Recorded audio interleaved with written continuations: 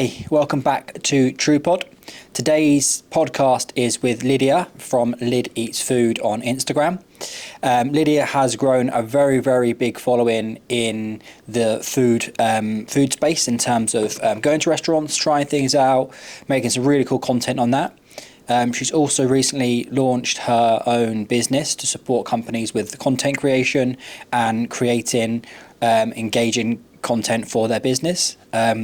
She was really pushing to and aiming to leave her current job to make this full time, and she's got some exciting news to share on that.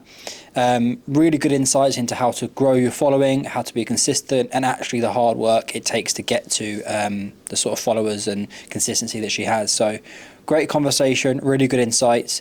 Enjoy, like, follow, share, and we will see you on the next one. Thank you for coming to talk to us. Thanks for having me. I will let you do your introductions because I can't do an introduction as much as I've researched. I can't do an introduction as good as you can. So if you could just a little introduction to just you really and what you do and why you do it, if that makes sense. Okay, yeah. Very open-ended question. I just want to give you some scope to just like explain, give your intro how you want people to hear your intro. Okay. No pressure. Now? Yeah. Do I get 5 minutes to think about it? No. Hello, I'm Lydia. I'm a Bedfordshire-based food blogger and content creator. I started sharing my love of food on the internet over 5 years ago, and it has gone crazy since. And I've managed to start my own business, creating content, and yeah, it's completely changed my life. And the best part is obviously sharing all of the great food in Bedfordshire. Cool, perfect. So take me to that sort of first, because the reason that I wanted to talk to you is that growing a following is unbelievably hard. A real one anyway, because it's quite easy to just go online and buy followers. But it's very clear, like your following is, like you get insane views, don't you? Really good interactions. You grow a really organic following, and it's just unbelievably hard. I think that when you have like influencers that's got like millions of followers, and you kind of assume that anyone can go and do that, it's an impressive. What are you at, 25,000? Yep, that's right. That is nuts. I know, it's crazy. So I kind of want to understand how it started. Was it a grand plan to get where you are now, or was it just a bit of fun? So sort of where did it start out, and then we can sort of talk through that journey. Yeah, no, it literally started because I wanted a hobby. I didn't really have anything that was just mine. I'd never been sporty, not particularly artistic. I just wanted a hobby, and I loved food.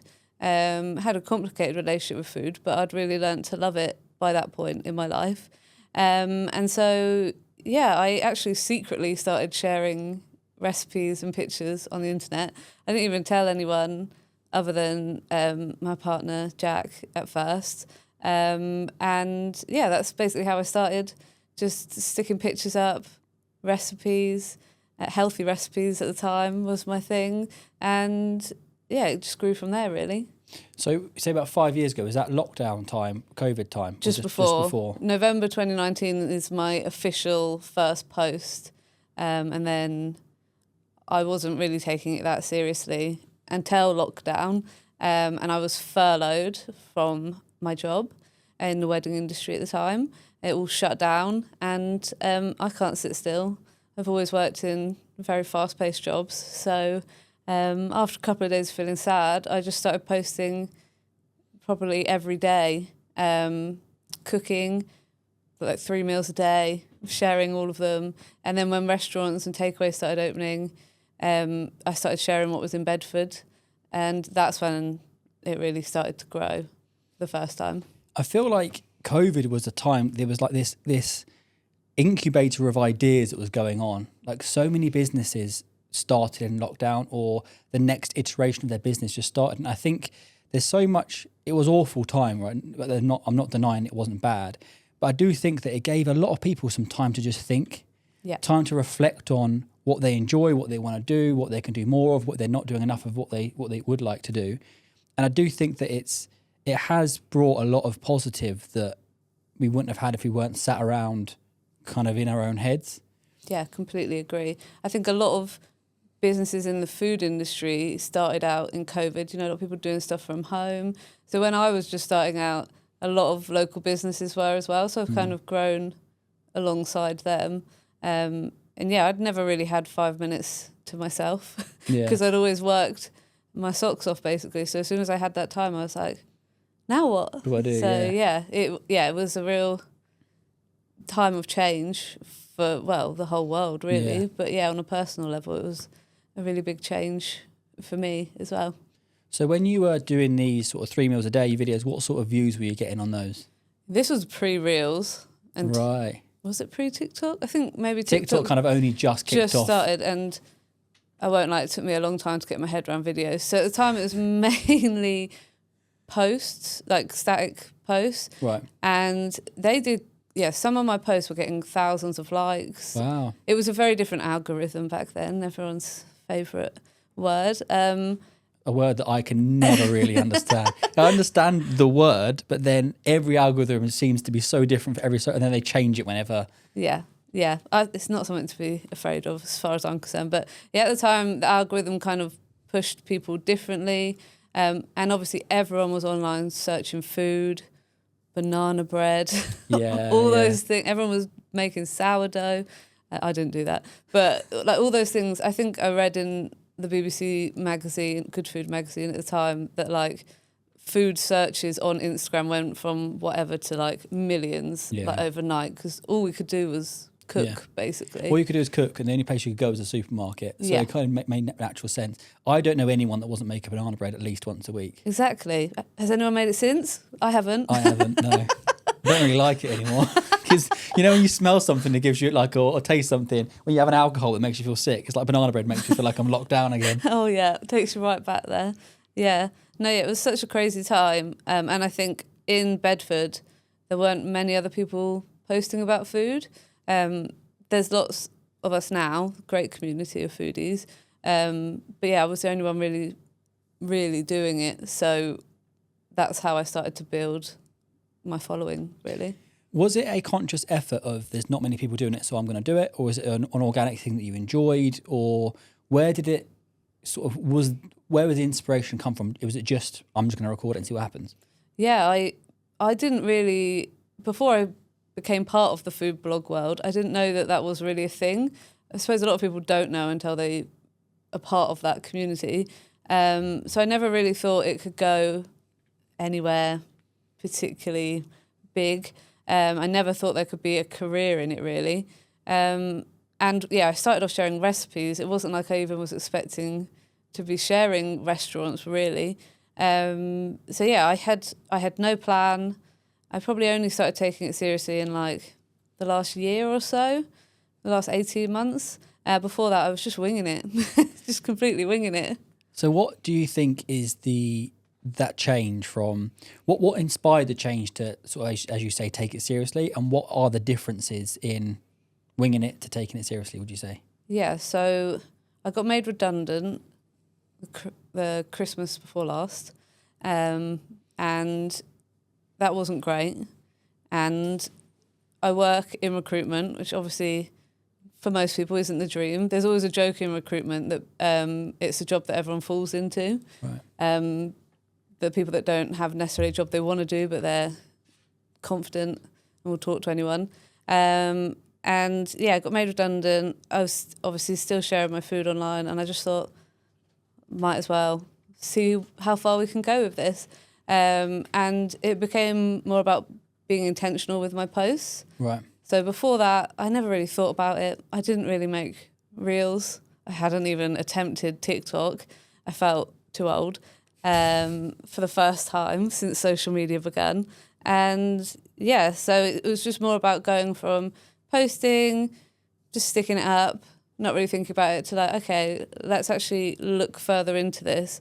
What works, what doesn't, and quality over quantity. I used to post just anything, just to get it up, get it out there. I never really thought about what does my audience want, what are people responding more to, and what are things that I can do to like maximize engagement on each post. So yeah, I started researching a bit more, watching those videos that people tell you how to maximize engagement, and just taking it seriously, really. Yeah. When I can never say her name. You know the woman that does a chicken shop? Yeah. I don't know her name. Something Dogan something. Amelia de Moldenberg. That's the one. Nice. I think that's bang on how you say it as well. I was listening to a podcast with her with Louis Theroux, and she basically says exactly what you said. She was talking about. He was saying, "Who's your ideal person to come on? Would it be?" And he just chucked some random big names, and she was like, "No." And he was like, "But they're massive." She was like, "Yeah, but my audience don't want to hear about that person." Yeah. And I think that's really what people forget a lot of the time. It's what your audience want to hear, not what you're interested in or who your ideal person. But you can go meet that person, great, but that doesn't mean that they fit your platform. Yeah. So I think it's really understanding your audience and what they want. Yeah. How did you go about understanding your audience? Was it through comments? Was it just working on what people were interacting with? How did you find that, like, collate that information? Yeah, so a good way is obviously to look at your posts, what's doing well, what isn't. Sadly, videos do the best on social media now. So that was when I switched up to posting more video content, and then asking my followers on my stories, what do you want to see from me? What are the kind of questions? I get questions every day in my inbox, like, oh, going out for a birthday meal, like things like that. Where's good for a date night? And then also things that I find hard to find on the internet. Basically, it all went crazy when I posted about roast dinners. And the reason that came about is because I had a really bad roast dinner, and I shared on my story, had a rubbish roast dinner, where's good to go? And my followers gave me a ginormous list, and I've been working my way through that for the past 2 years. So yeah, that was something that they wanted from me, and that I enjoy making. And I think it kind of comes in that in between, like, what do you enjoy doing and what do your audience want? Because then you're being authentic. And yeah, roast dinners, who knew? And it's also a good thing because roast dinners are good. So imagine if you put something that you weren't that keen on, because then you'd have to do all of them, and that's just, you don't want that. Like, I could eat roast dinners every Sunday. Same. Like, without fail, and never be bored of them. Same, they're one of my favourite meals. So yeah, I'm glad that's gone crazy. Yeah. So was that the moment that you kind of thought there's real legs in it, the roast dinner moment? Was there, or is there other moments where... I had a bug. Was there other moment where, so was it when you took it seriously that you saw the difference, or was there an unexplained moment that you saw a difference? No, definitely. Once I started being more intentional, I upped my game. I practiced making reels, and I think there's a real difference between my first reels and what I post now. I think, yeah, just improving what I was doing, what I was putting out there, and focusing more on what people want to see rather than shoving up any old meal. Yeah. That is really what made the difference. It's come back to me. Authenticity is really important, isn't it? Yeah. How do you balance the kind of demand for consistency with being authentic? Because I know it's difficult sometimes to just always find content to post where you're not kind of thinking, I really don't want to post anything today. Yeah. How do you find that balance? I don't post now unless I have something I want to post. I used to think, I have to post 3 or 4 times a week, otherwise it's going to, damage my engagement and my reach and my following. But it actually doesn't. It might take, if I take a week off, my first post might not do quite as well, might have to build it back up again. But I think my own mental health is more important, and then I can show up as my authentic self and people respond to that better. Yeah, always posting intentionally, I think, is the most important thing, not just posting for the sake of it. I think people can tell. Yeah. And especially with what I do, like being like a blogger or a creator where you have to kind of give part of yourself to it. You have to be able to show up as your authentic self. So yeah, you have to put yourself first. I find it really interesting that when you say about being a creator, or they kind of, you're still not used to saying that very much, are you? No, definitely not.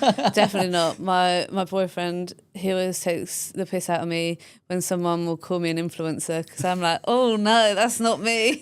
It's the trend that I see when I talk to people when we're doing this podcast is that no one's very good at patting themselves on the back and saying what they've done, or like you've got a very good following that you've grown and worked hard for.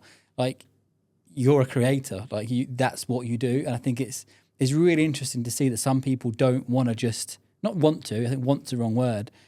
I think that it's good that it's that I'm not like, you want to, it's organic, it's natural. You're not like, I'm a creator, I'm this, I'm that. Do you know what I mean? Yeah. But it's bizarre that you've got a following that people would dream of, and you're still kind of not taking that seriously enough. Not seriously enough. Like you're not taking what you've done as credit of what you've done. Does that make sense? No, yeah, completely. Yeah, I think it comes with the kind of industry as well. It's a very new industry. Obviously, there's a lot of negativity towards people doing what I do, and influencers in general across every single kind of influencer you can be. There's so much negativity, and also it wasn't intentional. So I don't think about. I had someone the other day ask me, "Do you ever think about how many people actually follow you?" Like 25,000, and I'm like, I try not to, because it seems like such a huge amount of people. But yeah, I think it is hard when you haven't planned to do it as well. And for me personally, I'm always like, okay, I've got this far. Now what? Like, I'm not where I want to be yet. So yeah, constantly looking to the next thing. What is the next thing? Well, hopefully being able to be full-time working in social media, not as an influencer, with my own business. That is the next goal. So that's hopefully in the next year or two. So what's the plan? So it's kind of, my view on it is that you've gone from kind of a passion project that you then took seriously as more of a conscious effort to make it grow. The transition seems pretty natural to then you support other people doing it, right? Is that the plan? Yeah, I'm already doing it. I started last August, offering content creation and social media management to like small businesses, well, any size business that will have me basically. Not just in food, got multiple clients at the moment, and yeah, I'm just slowly growing it. But obviously when you work full time and have a side hustle, it's really hard to get that balance right, that you're not burning yourself out and you're still able to commit to both. But yeah, it's a fine line that I walk. And also, there's a full-time job, side hustle, and managing your socials. That's a lot. Yeah, it is a lot. It is a lot.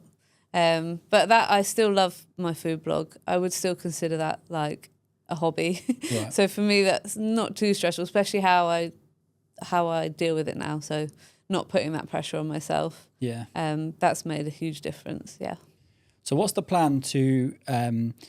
So the business is you're supporting people with their socials.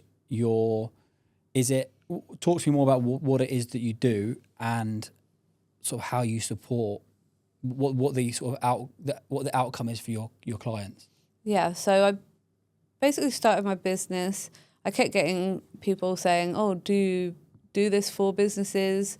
I kept saying no, and I'm thinking, oh, there's money here, and it's something that I really enjoy doing as well. When I first started the business, I thought it would be more content shoots, things like that, because I could, well, I know lots of people do it now, but there is this huge gap between kind of standard marketing departments, even social media managers, that they don't necessarily have the content skills, and obviously small business owners don't necessarily have the skills. They definitely don't have the time. So I thought this is a really easy place to slot in. But I found that even though I was doing content for people, they still didn't have the time to edit, to post, and all of these things. So now I mainly do social media management. for my clients, but I still do content shoots as well. And I'm also doing workshops. So with Lauren from the Little Marketing Co., we're running Reels workshops for small businesses.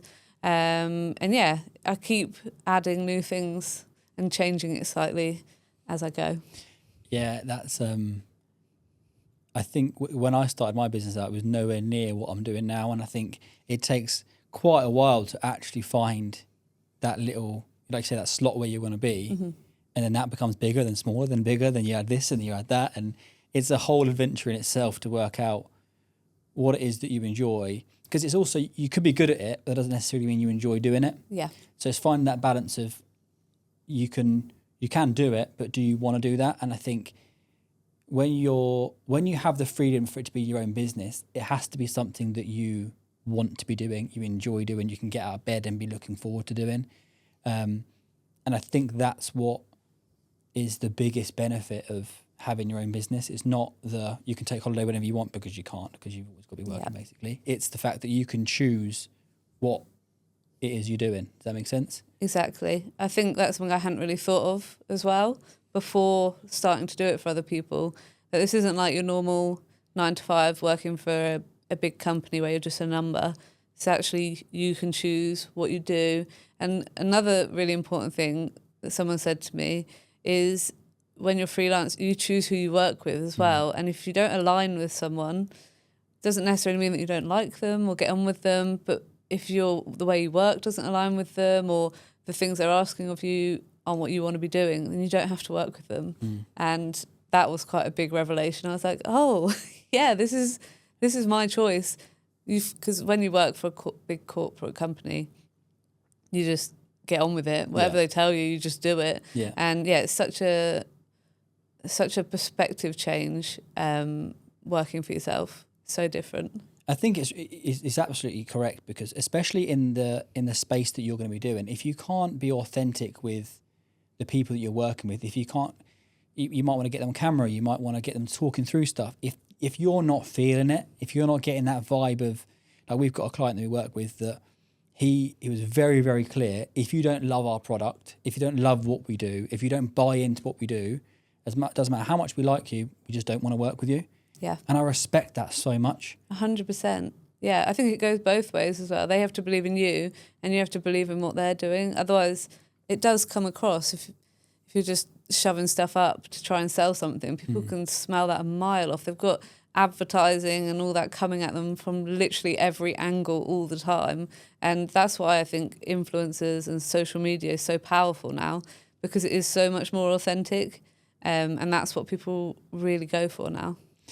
It's a very, very competitive space in digital marketing, socials, all that sort of stuff, because even as a business, we do similar sort of stuff. We get emails all the time saying, do you want us to manage this? Do you want us to manage that? Do you want us to manage this? Do you want us to do this for you? It's everywhere. Everyone, it's a positive and negative, right? I'm very much a believer. If you've got a phone, or a camera or whatever, you can grow a following. Yeah. Which is great. I fully support that. But the other end of it is, people think if you've got a phone, if you've got a camera, you can be a digital marketing business, and that's not necessarily how it is. Yeah. So I think it's about understanding where you are and just really pushing that. 100%. And I think that once I feel like that was really negative. I don't want that to come across as negative as it was. I do think that I would encourage anybody that just wants to go and create something to just go and create it. It's just competitive. So I think, to your point and what you've said, is you have to do the research. You have to put the time in. You have to understand what it is you're trying to achieve, who you're trying to achieve it with, and why you're trying to achieve it. Yeah, definitely. I completely agree. I think people think that what I do and other creators and influencers, we go, get our phone out, take a picture, shove it on the internet. Oh, you're lucky, people say to me. Yeah. I think I've never worked so hard at anything. Yeah. I've been doing this for 5 years, and I've never had a job for longer than 2 years, because that's how much I have to normally change things up. And yeah, if someone had a job for 5 years, got promoted, no one's going to say, oh, you're so lucky. They'll say, oh, you work hard. So I think people don't necessarily realise the work that goes into it. there is some luck in it, like there is in everything. But if you put the work in and you really know what you want to show to the world on social media, then really you should always be able to get followers and you should be able to grow. But yeah, it is, from when I started to now, it is even more competitive than it was then, because more and more people are doing it. Yeah, when I was sort of poking around and trying to do a little bit of research, and I don't like to know too much because that's the whole point of the conversation, but it doesn't take much to find a lot of people doing a similar sort of stuff to what you're doing. Yeah. How do you find, because I think, how do you stand out? How do you, because not a lot of them have the following that you do. How do you stand out? And I think I kind of want to understand, how do you stand out in your space? And what thoughts would you give to standing out across other? Would you say that the process is the same regardless of the industry, what you're talking about, or do you think it's very much a niche of what you do? Yeah, I mean, people talk a lot about having a niche on the internet, and I do think it helps. So my niche is quite specific. I'm not the only Bedfordshire foodie. There's a few of us, but I keep it consistent. I think a really good way to grow is to find something that people want and to keep giving them more, like roast dinners, and just being consistent with kind of the way you're presenting on the internet, how regularly you're posting, not overwhelming people, not trying to sell too much, being authentic. Obviously, I think that's one of the most important. I would imagine that no matter what niche you're working in, you should be able to have the same as I do if you followed the same as I do, the same things that I do. Yeah. I think that it can work, but you have to put the work in. And I think the hardest thing with social media is like when you feel like you've failed or a post hasn't done well, it's the like getting back up and moving on from that, because it can feel like, oh no, it's so terrible. But actually that's like, okay, that didn't work. Let's not do that again. Or if we're going to do that, can we do it better?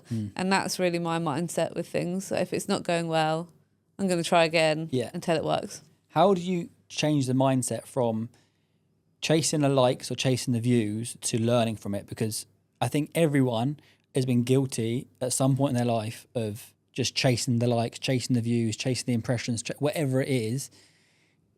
But then it's understanding the learning curve. Where was there a transition period of when you moved that over? Yeah, definitely. I found it really hard, especially when Reels came out. I found it really hard to get my head around video content. I've always loved photography, taking pictures of my food before it was cool. Still don't know if it's cool, but I'm going to pretend it is. And yeah, moving to video content I found really hard. My videos did terribly, and I felt like, well, people don't want to see what I'm posting, so why am I posting? But I would still get messages from people saying, oh, thank you for sharing that. I've been somewhere you recommended and I loved it. Or I'd get people asking me for recommendations. It's like, okay, people still do care what I've got to say, and they're still interested in what I'm posting. And yeah, just learning to follow what people actually want to see and not taking it personally, because there's millions of posts going up every single day. Not all of them will do well. And yeah, just taking it as a learning experience. I mean, it does still hurt me a little bit. I used to hide my likes and do all of that, but now I just leave it there, because I remember where I used to be. And even when I have a bad post, it's still better than I was. So yeah, as I said before, I'm always looking for what's next, how to grow, how to improve. And I think if you look at it that way, everything's a learning curve, really. Yeah. Yeah. I'm going to contradict my last point now. Sure. What post has got the most views? Oh, that's really tough, because I've had a few just go absolutely bananas. One of the biggest was, well, I think all of my big posts are roast dinners. We're obsessed. I said my niche is Bedfordshire, but I actually think my niche is Bedfordshire roast dinners. One of the biggest was Nonna's in Woburn Sands. Amazing restaurant, great sharing roast dinner. I knew it was going to be good because it's a bit different, a sharing roast. What I didn't realise was that people were going to get angry about the fact that it was on a wooden chopping board, and I got so many hate comments. Wow. But I think we got like nearly 1 million views on that one. I think it's at 900,000 views. Oh my God. On that post alone. And yeah, me and Nonna's just messaged each other all week, just saying, I can't believe this, it's going crazy. Never thought people get so angry about a chopping board. That is nuts. I know. I mean, it works for you because you're getting loads of views. I know, I'm like, oh, it's all right. Fan the flames a little bit. That's nuts. Just on the wooden chop. Again, I think that's, like, to your point, a little bit of luck. That's out of your control, right? Yeah. You turned up, you made the content, you went there, you kind of making your own luck. Yeah. But you can't control that. No.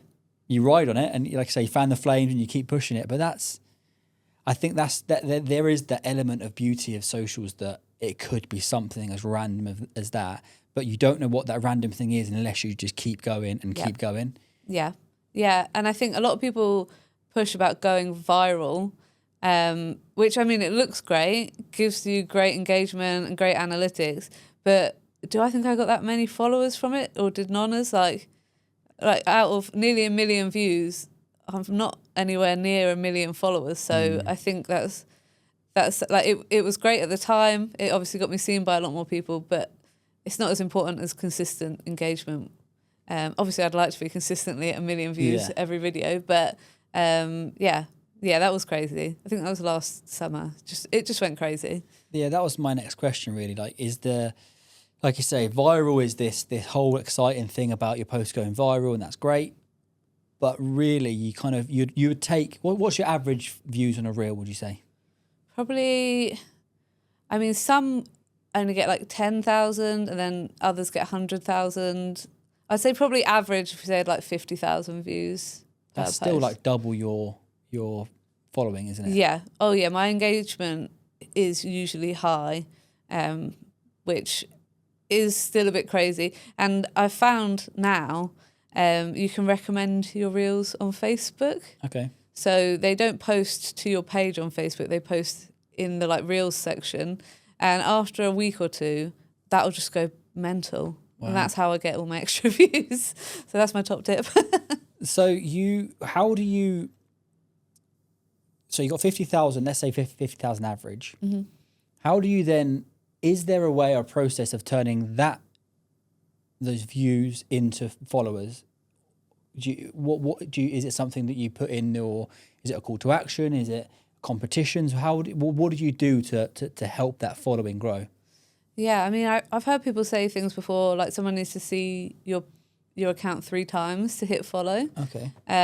Just like they say in sales, if you see something come up 3 times, you're more likely to go, oh, fair enough. You ground someone down enough to basically get them to follow you. That's what you're trying to do, grind people down. I'm just grinding them down. Grind them into submission. But I think a really good way to get followers is to have kind of a recurring series, because that will keep coming up in someone's algorithm. Like if they've watched your video of a certain kind of meal, like a roast dinner, and then they see it again, they might think, oh, I've seen this person before. And then by the 3rd time, they might think, oh, okay, I'm going to follow. I do try and do a call to action, which is normally recommend me, where should I go next? Mm-hmm. Things like that. People do like to engage with that. And with my business and my clients, I would always try and do a call to action. Yeah. ManyChat's great for that as well with businesses. So you can send people something into their DMs or something like that.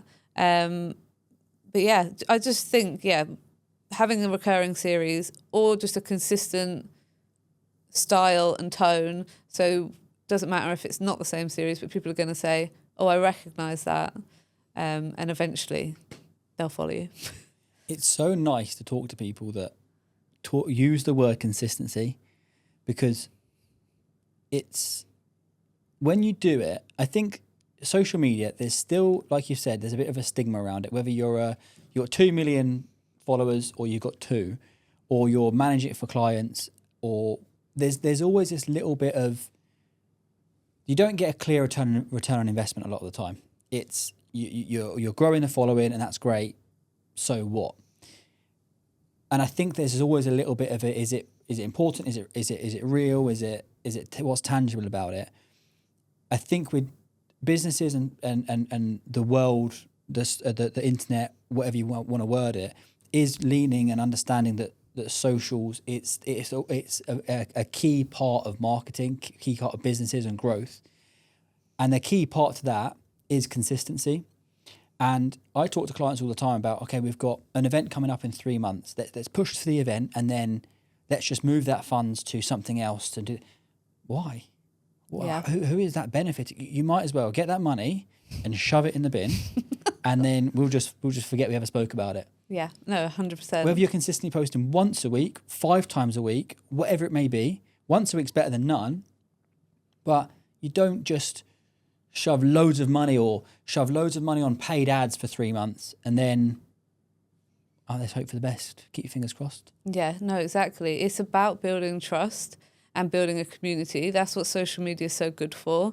And if you're just going to shove money at it for a short time and then forget about it, yeah, you're right. You might as well just not bother or just post something random once a week and not even worry about it. That's so much better. And I think with businesses, they often forget, like, why would someone follow you? What you're posting isn't particularly interesting. It's not teaching people anything. It's not entertaining people. So why would someone follow you? And I think that's a really good way to look at it. Like, it doesn't matter what you're selling, what your business is. Why would someone follow you on social media? Because they don't have to. They can still buy from your business and not follow you. So if you want people to follow you and to become a part of a community, and to kind of become brand ambassadors for you because they've trusted you enough to follow you, you need to be giving something to them. I think people forget that. Yeah. They just post the most boring or uninteresting things, thinking, why is no one following me? Like, yeah. It's always the so what or the why. That's my kind of what I always circle back to. Why are you posting that? Or what? This is great post and top of that. Well, so what? What is that telling me? What is that telling anybody? What is someone taking away from that? Like your post around this is good, this is bad, go here, don't go here, order this, don't order this. Or some people just want to look at food. Yep. Something that simple. To be honest with you, I've gone on your socials and I probably haven't been to 99% of them, but I still just want to look at food. Do you know what I mean? Yeah. I still want to look at it and be like, oh, I'm really hungry now. That's the only bad part is I end up just, you leave. I'm hungry all the time. Yeah, I can imagine just editing stuff and just looking at food all the time. I'd always be hungry. But yeah, the consistency and the importance of why, what you're talking about, why you're saying that is really something that's missed a lot. And I think that I think your sort of story and your growth is really, it's a really important story because so many people want to do what you've done, but don't want to put the hard work in or don't understand necessarily how hard it is. There's quite a few people that I know that have given it a go on socials and they've had a couple of posts that have done well and then they've gone, yeah, but it's just not worked. How long have you given it? I don't know, 3-4 months? Yeah. And like how long, like I said, even from when you started taking it seriously, how long was it until you started seeing rapid growth? Well, I actually had so the first year during COVID, it went pretty crazy. Got up to, I don't even remember how many followers, but I was getting great engagement and I was thinking, ooh, maybe there's something here. And then obviously I went back to work, everyone else went back to work and I didn't have as much time. I managed to get up to about 10,000 followers after about 3 years. And I was really happy with that. And then I had no growth for a couple of years. Well, not a couple of years. It's bad maths. But then I just wasn't growing and I didn't know what to do with it. I felt really overwhelmed all the time. I kind of lost the joy of it a lot as well. And from personal things that were going on in my life, I just didn't have as much capacity for it. And that's when I kind of took the pressure off. I wasn't posting much, but every now and again I'd just put a post up. And then I decided, okay, let's really look at this. I love doing it. How can I improve what I'm doing? And I would say it was pretty quick. I actually went up by about 12,000 followers in a year. So it took me like 4 years to get up to 12,000, which was last February. And then since then, I've gone up by 13,000 followers. I think there's two things from that. One, that's nuts. Yeah. And two, I think that really talks to your experience over that 3 years, though, right? I think it's a really random example, but just stick with me for a second, right? Okay. You know, when you go to, I don't know, you're talking to your clients, right? And they say, oh, I'm going to do this, this, and this, and this is my day rate. And they're like, what, just for one day's work? You're not paying for my day's work. Nope. You're paying for the last 5 years that I've been doing this. Yeah. So I think that that's massive growth in that year, but that's all the lessons you've learned for the 3 years before. And I think that's what, like you say, the luck, people say it's lucky. There's no luck involved in that. Yeah. In that year's growth. That's the what's failed, what's worked, what can I do better, how can I do it better, the research, the videos, all the background. And I think that anyone, and I don't want to undervalue what you've done at all, anyone can do that. 100%. But not everyone wants to do that. And I think that that's the difference between the success and the failure of social media, isn't it? Yeah, definitely. Definitely. You have to want it. Like with any career, yeah. If you're not putting in the effort, if you're not acting like you want it, your boss isn't going to give you the promotion. So you're kind of having to push yourself in social media though. If you're wanting to gain followers, it's all down to you. And I think that was another good thing to change in my mind. It's not going, oh, well, no one likes it, no one's engaging with it. So, well, actually, that's my fault. So what can I do to make people want to be involved and want to look at it? And yeah, that's what you have to do. It's all in you. You just have to do it. What are the differences between so you said about the learnings of sort of algorithms and how the call to actions and things. Are there huge differences between Instagram, Facebook and TikTok, for example? Yes, I think, well, firstly, they're used by different generations. So Facebook leans towards an older generation. Instagram, I would say, is mainly millennials, but you do get all ages on all of them. But I'd say that's the biggest. I'm trying to remember what I'm classed as. When were you born? 93. Oh yeah, we're millennials. I'm 92. I forget we're like which one I am. Smack bam in the middle of millennials. My sister's on the cusp of millennial and Gen Z, so she gets TikTok more than me. Right.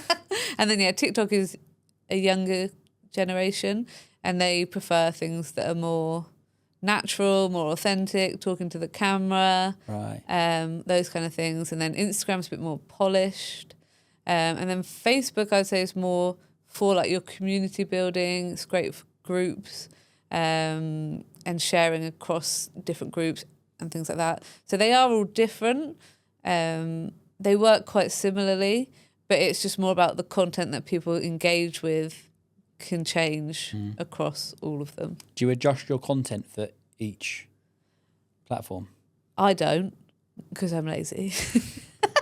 But for a business, I think you can post any of it across all of them, but you might want to think about, okay, if I'm going to do 3 posts a week and I don't want to do 3 different posts for each one. Like nine bits of content, that's 9 captions, insane 9 amounts. Yeah. But maybe do like one that you think might work better on TikTok, one that might be better for Instagram, and one that might work better for Facebook. And to be honest, you'll be surprised because like sometimes the algorithm might push different things, what's trending and things like that. But yeah, I think if you really wanted to grow a big TikTok following, you have to put all your work and your effort into TikTok. So yeah, it's hard with so many now. But I just do the same across all because that's all I've got capacity for, and I think that's okay if that's all you can do. You just got to do what you can do, really. Yeah, absolutely. And it is time consuming, and like you said, it's not just turning up, taking a picture, or just video my dinner before I eat it, it's a lot of time and effort of planning it, where you're going to go, what content you want from there, and it is a whole. It's a whole process, isn't it? Yeah, definitely. Yeah, there's so many steps to it. I spend most of my evenings editing. Well, a lot of evenings we're out for food, which isn't much of a hardship.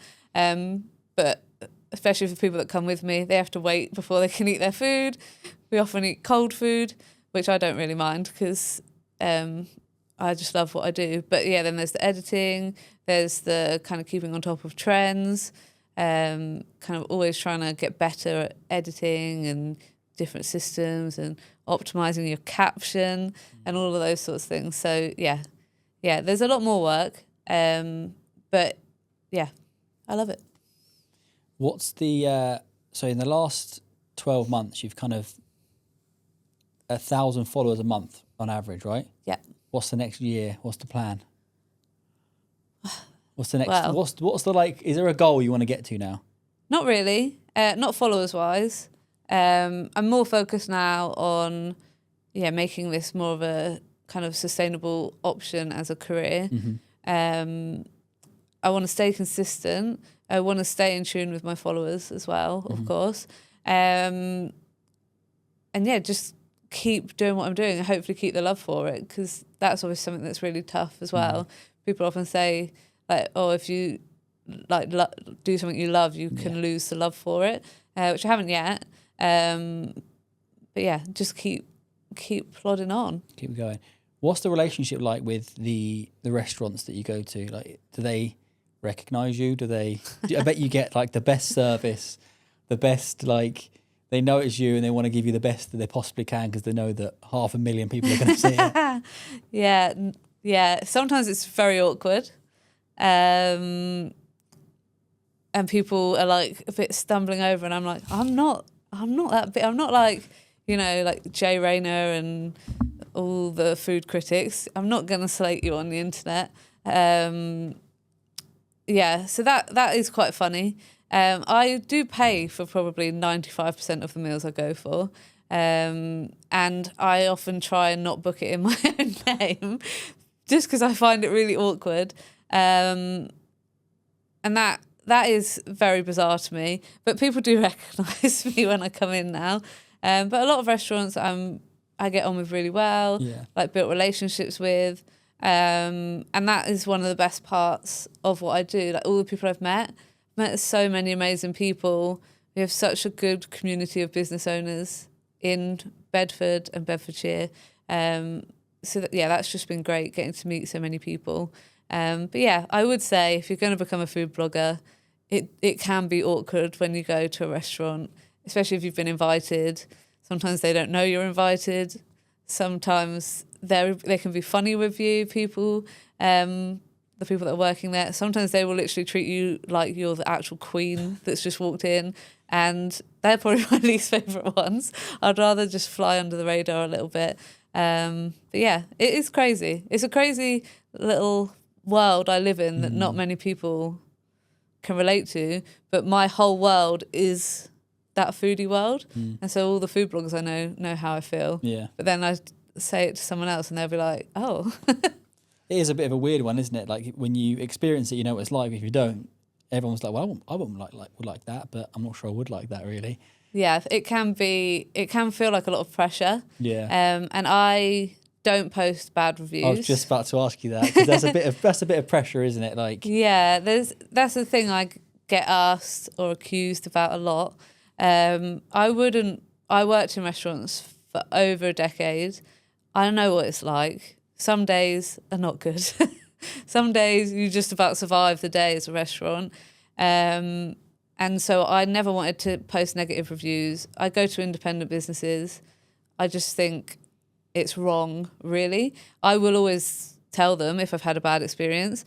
I will always give them feedback, and I would tell them I'm not posting if I've been invited. If it was for my own personal meal, I would just leave it, basically. Yeah. So I don't post negative reviews. A lot of people do, and that will get you views. And because people really like controversial things on social media. But for me, I just think the repercussions of that are so much bigger. I think they say, you know, if you get a happy customer, they might go and tell one person. Yeah. If you have an unhappy customer, they'll tell 7, 8, 9, 10 people. Now, if I do that and I get 500,000 views and all of those people go and say, oh, you don't want to go there, I've seen one person's bad experience, that doesn't tell you the whole picture of a restaurant. So yeah. And it can put restaurants in really bad positions. If they're the world we live in at the moment, there's not a lot of people who've got a lot of money, right? So not a lot of people are eating out, and if they do, it's a treat. And if you're putting a bad post out there, and it's tough as it is when you've got a lot of people. And like you said, that could be a one-off. Yeah. Right. They could have been nervous that you were there, or they could have just had a bad day, and that doesn't necessarily mean that they're a bad restaurant or it's bad service. Yeah. And I think it's a very like amicable, sounds a bit like sarcastic, but it's not meant to be. Like you could have grown your following probably more and got more views by putting the bad stuff. Yeah. But I think it's a credit that you're not, because that's just not what you're about, right? It's about growing. I think it looks bad back on you though. Like restaurants aren't going to want to work with you long term if you're just kind of going you could be going looking for issues. You know, I'm not a food critic, like I already said. They go and they will hammer a restaurant if it's not good enough. That's not what I do. I like to go to restaurants, shout about independence, hopefully get more people through their door. The last thing I would want to do is to put someone off. And I also think a big thing is that everyone has different taste. Yeah. So I always try and be fair in what I post. It might not be the food that I absolutely love, but I know that some people will. And I'm quite good. I like all food, from like a slap-up meal to fine dining Michelin star. Like I'll eat it all. But that's probably the biggest comments I get when people are like, well, I've been there and I didn't like it. Well, hun, food is subjective, so buckle up or don't follow me. And that's the thing. You're never going to be able to please everybody, are you? And it is a matter of taste. And you could have 5 people eat the same food and 2 think it's great and 3 think it's awful. That's just exactly what I've said to you before. We could be sat at the same table, eating off the same plate, and your experience of that food would be different. Your experience of the ambience, the service will be different. And yet I look at it from someone that worked in hospitality. So I am always very forgiving with service and things like that. Obviously, bad service is bad service, but I can tell when someone's nervous. I can tell when they're rushed off their feet. I know a chef's probably not shown up, or someone's just walked out and quit on the spot, or, you know, the beer's gone off, or who knows what. It's just crazy when you work in restaurants. So anyone that runs a restaurant business off their own back, I think they're incredible. And so that's why I love supporting them. So we've spoke a lot about how you can grow a following, how to do this, and how to do that on the social side, right? But you've been into a lot of restaurants, a lot of pubs, a lot of places, eateries, as it were. What advice could you give them to stand out, be different, or it's competitive? Like I said, not many people have got a lot of money to go out and eat all the time. What advice would you give to them to not necessarily in their socials, but in the atmosphere, in their food, or in their socials that you've noticed, like, yeah, I like that, or that looks good, or... Yeah, I think it's similar to what I've already been saying, like being authentic. Some restaurants, they try and do too much. Nobody wants to go to a restaurant that's got a menu, you know, this big, that you're like not even sure what's going on. You want a concise menu with food that you really love on there. Because just like with social media, if you just shove any old post up, people don't engage with it. Food is even more important. You need to love what you're serving, and then people will love that too. Not everyone, because there's a lot of people with a lot of negativity for food. Yeah. I think that's really important as well, actually. I know it's hard getting a bad review. When I worked in restaurants, I sometimes got named in bad reviews. So I know it feels really rubbish, but you can't please some people. You could give them literally everything and they'll still go home and write a bad review. So I think it's about focusing on the good reviews. Obviously, if there's constructive criticism, that's fantastic. there normally isn't in those type of reviews. But yeah, consistency as well, especially on social media, posting, your specials, keeping it interesting for people. Why are people going to come back? Just like, why are people going to follow you? It's all very linked. It's all very similar, yeah. Like, I think service is really important. Having a really clear customer journey. So when someone walks in that door, everyone in the team knows what's what, basically. That's what I worked front of house. So that's what I think is important. Kitchen, they need to all get on with it. And then front of house needs to be really customer orientated. There's nothing more frustrating than you've got a reservation, you're waiting at the sort of stand things or by the computer or whatever, and 2-3 people walk past you, and then someone gives eye contact with you and walks off, and you're like, what is going on here? Yeah. And you could have the best food, and this is the frustration. I worked at a pub, I worked in the kitchen, and I wasn't really out in the front very much. But what was frustrating is you could have really, really good food, really passionate chefs, and it could all be let down by the service at the front. 100%. And I think sometimes you get younger people that just want a little bit of money on the side, their heart's not really in it, and they're just a waiter because they want to, while they're at uni and things like that. And I think that it's really important for business owners and restaurant owners to have a connection, have a communication with their waitresses, bar staff, that they're buying into what the business is and what they want to achieve. Definitely. It's not just about turn up, shove some plates down, go and collect them, and that's that. It's like you say, it's a whole experience, from how good the food is, what the food looks like, what the service has been like, whether they have a chat with you, whether you feel comfortable. There's nothing worse than you're stood at a table and they're kind of lingering around for you to leave or to take your order. It just makes the food could have been amazing, but the whole experience just doesn't feel right. Yeah, that all comes down to training. Yeah, everyone that works for you is like an ambassador for your restaurant, and making them feel confident, making them feel like they know what they're talking about. Because a lot of the time, people won't want to look at you when you're, waiting for a table, or, you're like, oh, excuse me, can I have?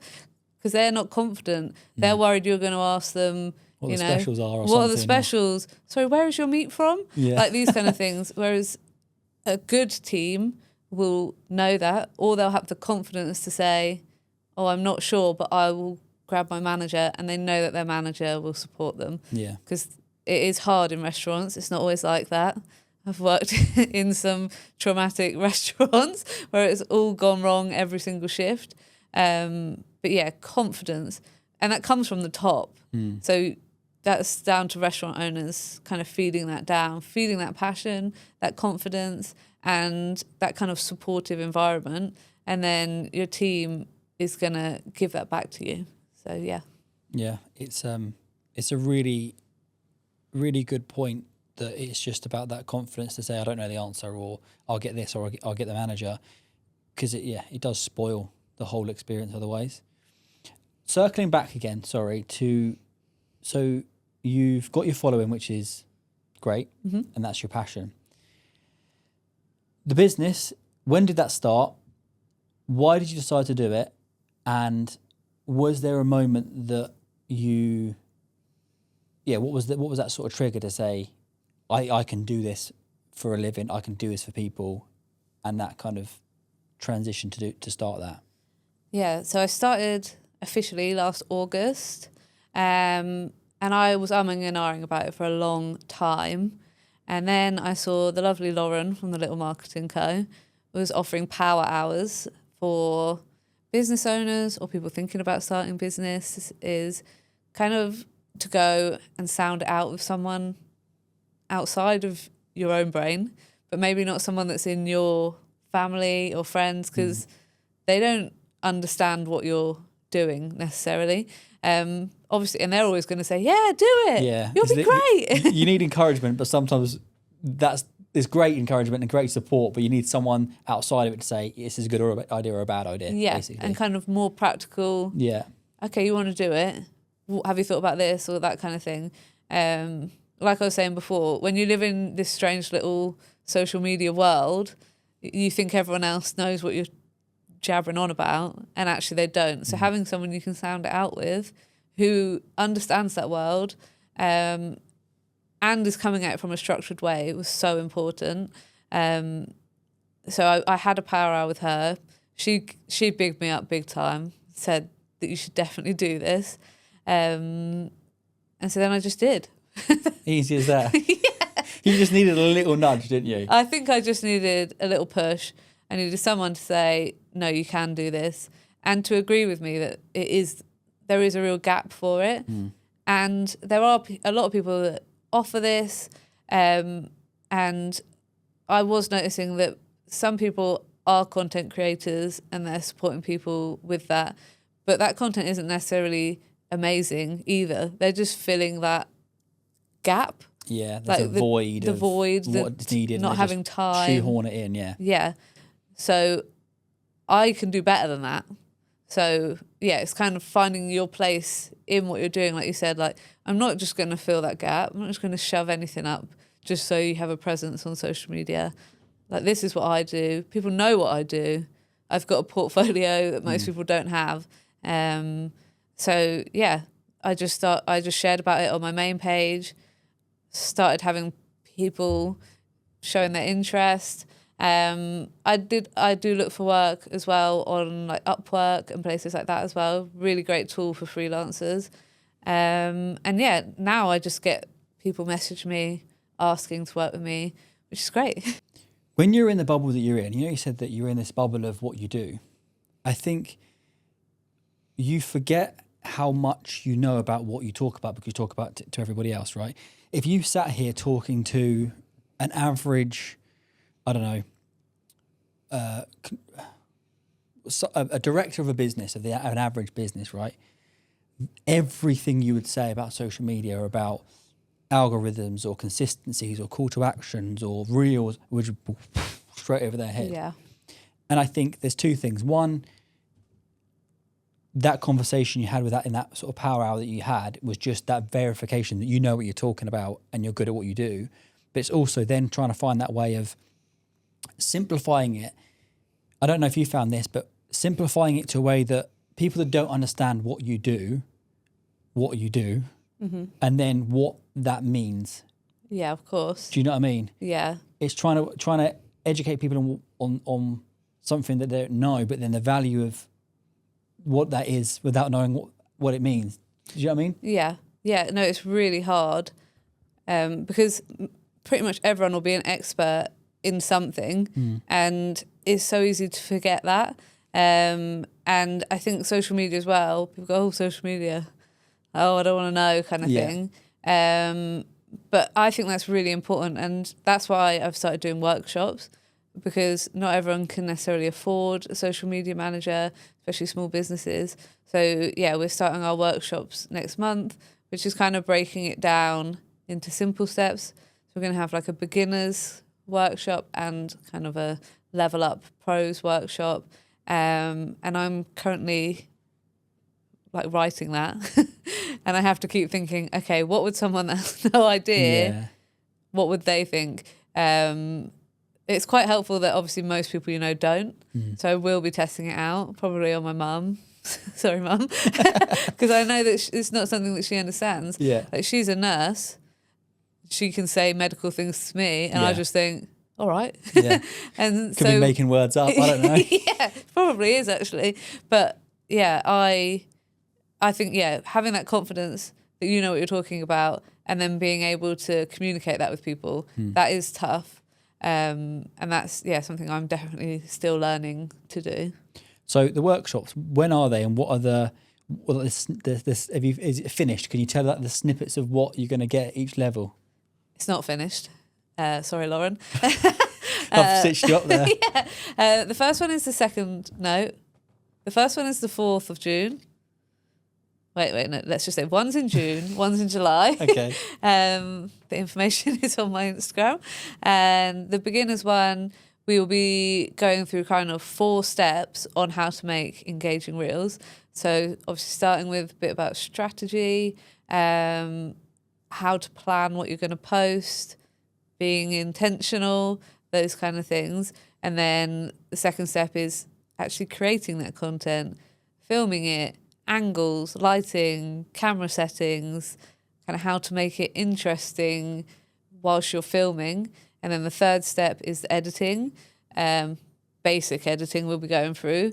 So, how to snip clips together, how to do a voiceover, how to do captions, text, those kind of things. And then the final step is how to optimize your post for maximum engagement when you put it up on social media. So your caption is very important.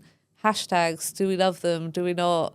Kind of adding trending audios, things like that, posting to your stories, kind of all of those kind of things. So that's the beginner's workshop. And then the other workshop, our pros workshop, will be a lot more strategy focused, a lot more longer term goals. So it's for people that they're already doing pretty well, but they want to go to the next level, or for kind of social media managers, people in marketing teams that know their stuff, but they need kind of that niche information about how to make engaging posts and reels. So yeah, that's our 2 workshops. And that's, like you say, so that's for individuals that want to grow their socials, and also businesses or small businesses that want to do it as well. Yes, that's right. Yeah. Cool. Yeah. Interesting. Now I feel like I'm being judged on my cameras and where my lights are. Which No, this looks great. I love it. I was just winging it, to be honest. As long as it's not dark, we'll be all right. Yeah, this is great lighting. I'm sure we look great. Yeah, let's hope so. Too late now. Yeah, exactly. That's what editing's for. Yeah, exactly. So I think there's a lot that we kind of covered that I'd like to put you on the spot and... Oh dear. Yeah, no, it's nothing crazy. Like advice that you'd give people when they're starting out on... I know yours, it wasn't an intentional journey to be where you are, but a lot of people may want that intentional, I want to grow a following, I want to make this my job, I want to make this a career, I want to, in any industry. What would be, I know we sort of spoke a lot about consistency and authenticity. Is there anything around that sort of outside of that you would say, okay, I really think this is important, or is there sort of general things that you think that you could pass on? Yeah, well, I mean, if you want that as a career, if you want something, then you have to work it like it is a job. And I think it's taking it seriously. If you want to do something, you have to back it up. You can't just say, oh, I want that, and then not do anything to get there. I think it's about upskilling yourself. So if you're not confident in something, like I didn't like making videos, it's actually going out and learning, okay, how do I make good reels? How do I make good posts? How do I bake nice cookies? Like, you can't just work that out in your own head. You have to go out and educate yourself. There's lots of courses you can do online, or even just going, and there's loads of people shilling courses on the internet, which I don't necessarily think you need to do, but if that will help you and give you confidence, then do it. And yeah, it's about looking at where it goes wrong and learning from it. I think that's really important. Any courses that you went on that you would advise, or any sort of YouTubers that you've learned anything from, or was it kind of just picking from different places? Yeah, I learned quite well from reading. So I read lots of articles, lots of posts. Social media changes a lot as well. So I think if something's working for a while and then it stops working, it's like, okay, why is that not working? Because when that happened to me, I was like, oh, I give up. What's the point? Why am I doing this? And then I was like, well, actually, people keep saying the algorithms change. What does that mean? Kind of not being afraid of those words that everyone gets spooked by, like the algorithm and things like that. And just trying to break it down. And yeah, however you learn best, try and learn that way. How do you keep up to date with what trends are working, or what trends have ended, what the new ones are, or the algorithm do change? How do you, is that just learning it and taking feedback from your post, or is there ways that you found that you can sort of keep up to date with it? I think you have to use social media. You can't just be posting and then shutting your phone away. You need to be scrolling, but you can be scrolling intentionally rather than doom scrolling at night on TikTok. So on my business Instagram page, my algorithm on there, it shows me business posts, it shows me trends for restaurants and things like that. So that's really helpful for me.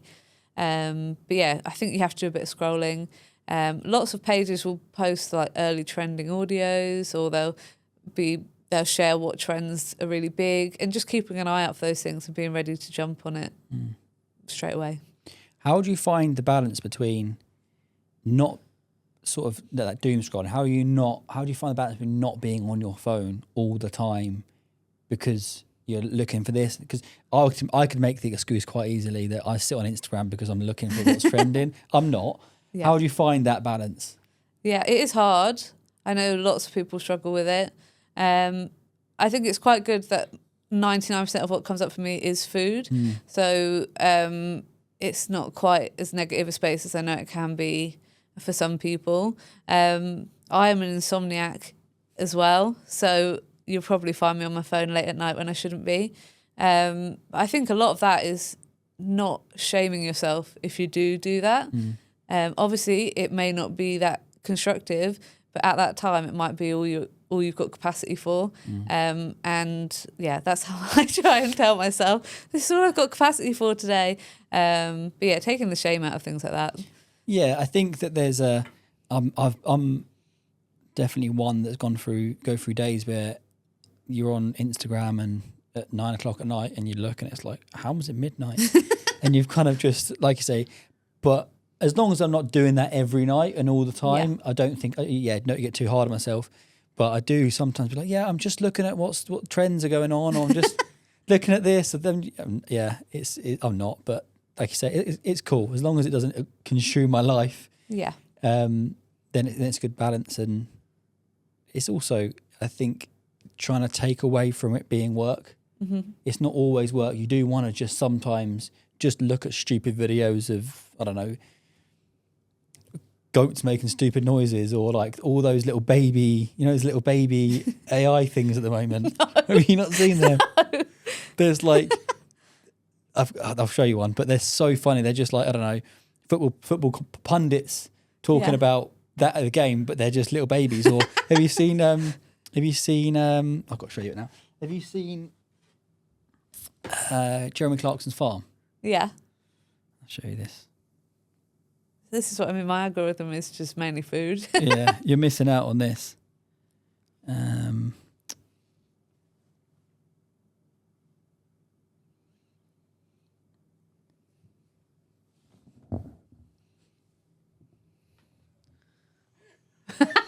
Wait, there's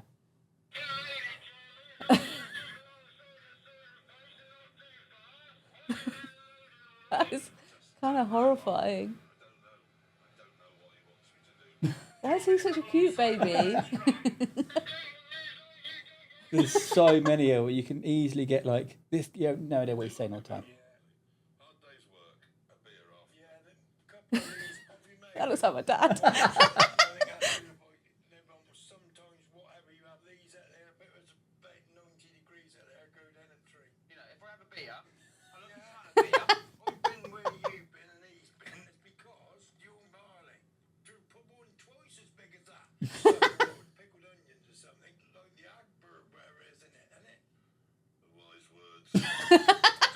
That's brilliant. So that's what I spend my time doing. But it's very productive. Yeah, like I say, sometimes you've got to just switch your brain off and forget about work and all that sort of stuff. And I think there's like I say, there's no shame in doing that. Everyone does it. Just don't do it till 4 a.m. Definitely don't. So yeah, thank you very much. I think I've grilled you enough. I've asked you a lot of questions. Is there anything I'd like you to sort of talk about your socials, where you find your socials? I mean, let's be honest, anyone that's looking at this podcast has come from your socials anyway. But yeah, a little plug of them, and then I think I'll let you be free and not have me asking you questions anymore. Oh, well, thank you. I've enjoyed it. So it's Lyd Eats Food on Instagram, TikTok, and Facebook. And you can also find my website, lydeatsfood.co.uk. And if you're interested in working with me, you can find me at Lyd Makes Content. And there's also a page on my main website as well. Is there any like perfect people you want to work with, perfect types of companies, or anyone that you're like, that's the kind of people I want to work with? There's no set business, I think. Like, obviously I love food, but I love working with all variety of people. I've just started working with a karaoke machine company, which I think that was my dream. Now I own 30 karaoke machines, so anything from here is just, it's never going to be that good, it's never is going to it? beat that. Yeah, they do fill my house up, but yeah, just people that want to learn, want to grow on Instagram, and that they're passionate about what they do, because that makes it really easy for me to transform that into content. Cool. Perfect. Well, I'm looking forward to seeing your growth on both sides. And it'll be interesting if we can have another chat in a year and see. That'd be great. Yeah. See where you are. See where we're at. Yeah. Cool. Thank you very much. Thank you so much for having me. Thank you. We'll call it a day. Bye.